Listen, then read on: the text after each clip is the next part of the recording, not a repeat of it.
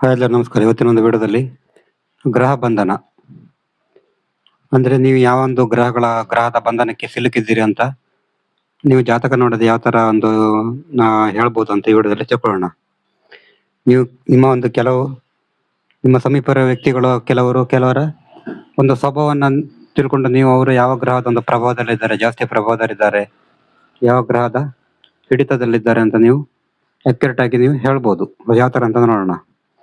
ನೀವು ತುಂಬಾ ಒಂದು ಆಲೋಚನೆಯಲ್ಲಿ ಮುಳುಗಿದ್ರೆ, ತುಂಬಾ ಒಂದು ಥಿಂಕ್ ಮಾಡ್ತಿದ್ರೆ, ತುಂಬಾ ಒಂದು ಆಲೋಚನೆ ಮುಳುಗಿದ್ರೆ, ಯಾವಾಗಲೂ ಕೂಡ ಆಲೋಚನೆಗಳಲ್ಲಿ ಮುಳುಗಿದ್ರೆ, ಯಾವಾಗಲೂ ಕೂಡ ಏನಾದರೂ ಕಲಿಯೋದು ಏನಾದರೂ ಒಂದು ಕಲಿತಿರೋದು ಅಂತ ಮಾಡಿದ್ರೆ ನೀವು 100ಕ್ಕೆ 100% ಬುಧನ ಬಂಧನದಲ್ಲಿ ಇದ್ದೀರಂತ ಅರ್ಥ.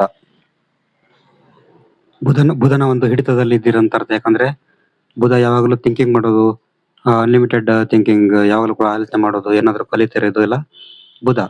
ಈ ತರ ಒಬ್ಬ ವ್ಯಕ್ತಿಯಲ್ಲಿ ಇದ್ದಾಗ ಅದು ಬುಧನ ಹಿಡಿತದಲ್ಲಿ ಯಾವ ವ್ಯಕ್ತಿ ಇದ್ದಾನಂತ ತಿಳ್ಕೊಬಹುದು.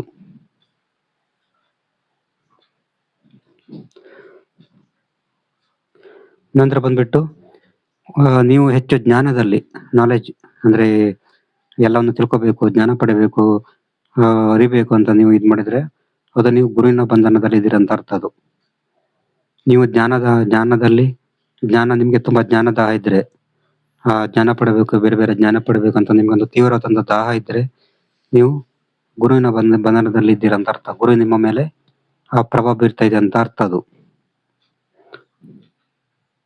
ಮತ್ತೆ ನೀವು ನಿಮ್ಮ ಸ್ನೇಹಿತರ ಜೊತೆ ಹೋಲಿಸ್ಕೊಂಡ್ರೆ, ನಿಮ್ಮ ಸ್ನೇಹಿತರು, ನೆರೆಯವರು, ಇವ್ರ ಜೊತೆ ಎಲ್ಲ ಹೋಲಿಸ್ಕೊತಾ ಇರ್ತಾರೆ ಕೆಲವರು. ನಾವು ಈ ತರ ಇದೀವಿ, ಅವ್ರ ಆ ತರ ಇದ್ದಾರೆ, ಅವ್ರ ಹತ್ರ ಕಾರ್ ಇದೆ, ಬಂಗಲೆ ಇದೆ, ಅವ್ರ ಹತ್ರ ಒಳ್ಳೆ ಮನೆ ಇದೆ, ಅವರು ಹಾಗೆ ಮಾಡ್ತಾರೆ, ಹೀಗೆ ಮಾಡ್ತಾರೆ, ಅವ್ರು ಫಾರಿನ್ ಅಲ್ಲಿ ಇದ್ದಾರೆ, ಈ ತರ ಇದ್ದಾರೆ ಅಂತ ಕೆಲವರು ಟ್ಯಾಲಿ ಮಾಡ್ಕೋತಾರೆ. ತಮ್ಮನ್ನ ತಾವೇ ಟ್ಯಾಲಿ ಮಾಡ್ಕೋತಾ ಇರ್ತವೆ. ಬಟ್ ಅವರು ಇದ್ದಾಗೇನೆ ಇರ್ತಾರೆ, ಅವರು ಪ್ರೋಗ್ರೆಸ್ ಹೋಗಲ್ಲ. ಬಟ್ ಅವರು ಇತರರೊಂದಿಗೆ ಟ್ಯಾಲಿ ಮಾಡ್ಕೋತಾ ಇರ್ತಾರೆ. ಅವರು ಆ ತರ ಇದ್ದಾರೆ, ನಮ್ಮಲ್ಲಿ ಇರೋದು ಚಿಕ್ಕ ಮನೆ, ನಮ್ಮ ಹತ್ರ ವೆಹಿಕಲ್ ಇಲ್ಲ, ಅವ್ರ ಹತ್ರ ವೆಹಿಕಲ್ ಇದೆ, ಈ ತರ ಬೇರೆಯವ್ರನ್ನ ಹೋಲಿಸ್ಕೊಳ್ತಾ ಇರ್ತಾರೆ. ಇದಕ್ಕೆ ಈ ಬಂಧನದ ಕಾರಣ ಆಗೋದು ರಾಹು ಗ್ರಹ. ಈ ತರ ನಾ ಹೇಳ್ದಾಗೆ ಮಾಡ್ತಾ ಇದ್ರೆ ಅದು ಆ ವ್ಯಕ್ತಿ ರಾಹುವಿನ ಒಂದು ಬಂಧನದಲ್ಲಿದ್ದಾನೆ ಅಂತ ಅರ್ಥ ಅದು. ಮತ್ತೆ ಕೆಲವರು ಬೆಳಗ್ಗಿಂದ ಸಂಜೆವರೆಗೆ ಕೆಲಸ ಮಾಡ್ತಾನೆ ಇರ್ತಾರೆ, ಅನ್ಲಿಮಿಟೆಡ್, ಯಾವಾಗ್ಲೂ ಎನಿ ಟೈಮ್ ಕೆಲಸ ಮಾಡ್ತಾ ಇರ್ತಾರೆ, ಯಾವಾಗಲೂ ಕೂಡ ಕೆಲಸ ಮಾಡ್ತಾ ಇರ್ತಾರೆ, ಒಂದು ಫ್ರೀ ಅನ್ನೋದಿರಲ್ಲ. ಈ ತರ ಯಾವಾಗಲೂ ಕೂಡ ದುಡಿತಾ ಇರೋರು, ಯಾವಾಗಲೂ ಕೂಡ ಬೆಳಗಿನ ಸಂಜೆವರೆಗೂ ಕೆಲಸ ಮಾಡ್ತಾನೆ ಇರೋರು ಒಂದು ಶನಿಯ ಬಂಧನದಲ್ಲಿ ಇದ್ದಾರೆ ಅಂತ ಅರ್ಥ. ಶನಿಯ ಒಂದು ಹಿಡಿತದಲ್ಲಿ ಇದ್ದಾರೆ, ಬಂಧನದಲ್ಲಿ ಇದ್ದಾರೆ ಅಂತ ಅರ್ಥ ಬರುತ್ತೆ.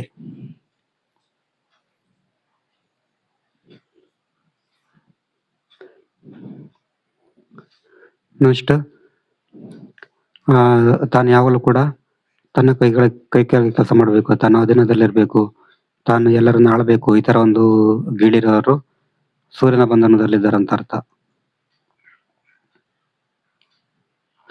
ನಂತರ ಕೆಲವರು ತುಂಬಾ ಬೇರೆಯವರಿಗೆ ರಕ್ಷಣೆ ಮಾಡ್ಬೇಕು, ನಮ್ಮ ದೇಶವನ್ನ ಇದು ಮಾಡ್ಬೇಕು, ಯಾವುದೇ ಸಂಬಂಧಕ್ಕೆ ಆಗ್ಲಿ ರಕ್ಷಣೆ ಕೊಡ್ಬೇಕು, ಈ ತರ ಎಲ್ಲ ತುಂಬಾ ಒಂದು ಭಾವನೆ ಹೊಂದಿರ್ತಾರೆ. ಮತ್ತೆ ತುಂಬಾ ಒಂದು ಕೋಪ, ಈ ತರ ವ್ಯಕ್ತಿಗಳು ಮಂಗಳನ ಬಂಧನದಲ್ಲಿ ಇರ್ತಾರೆ ಅಂತ ಹೇಳ್ಬೋದು. ಮತ್ತೆ ತಾನು ಬೇರೆ ಅಟ್ರಾಕ್ಟ್ ಆಗಿ ತೋರ್ಬೇಕು, ಅಟ್ರಾಕ್ಟ್ ಆಗಿ ಕಾಣಿಸ್ಕೊಳ್ಬೇಕು. ನಂತರ ಸಿನಿಮಾ ಫೀಲ್ಡ್ ಅಲ್ಲಿ, ಇದ್ರಲ್ಲೆಲ್ಲ ಕಲೆ ಫೀಲ್ಡ್ ಅಲ್ಲಿ ಹೆಸರು ಮಾಡ್ಬೇಕಂತ ಕೆಲವರಿಗೆ ತುಂಬಾ ಒಂದು ಗೀಳಿರ್ತದೆ. ಅದು ಶುಕ್ರನ ಬಂಧನ ಅಂತ ಅರ್ಥ. ಅದು ಶುಕ್ರನ ಬಂಧನ ಅಲ್ಲಿ ಇರ್ತಾರೆ ಅಂತ ಅದು ಅರ್ಥ ಆಗುತ್ತೆ.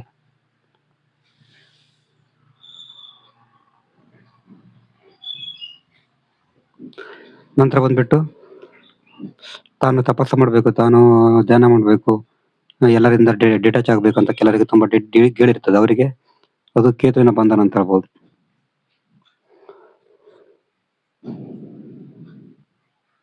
ಇದು ವಿವಿಧ ಗ್ರಹಗಳ ಒಂದು ಬಂಧನ. ಈ ತರ ಒಂದು ಇದಿದ್ರೆ ನಿಮ್ಗೆ ಈ ಗ್ರಹಗಳ ಒಂದು ಹಿಡಿತದಲ್ಲಿದೆ ಅಥವಾ ಬಂಧನದಲ್ಲಿದೆ ಅಂತ ಅರ್ಥ. ಇದು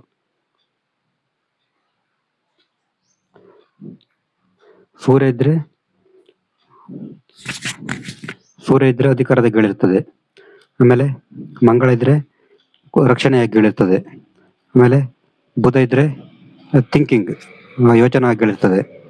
ಆಮೇಲೆ ಗುರು ಇದ್ರೆ ಜ್ಞಾನದ ಗೀಳು. ಶುಕ್ರ ಇದ್ರೆ ಅಂದ್ರೆ ಅಟ್ರಾಕ್ಷನ್ ಗೆಳೆಯುತ್ತದೆ.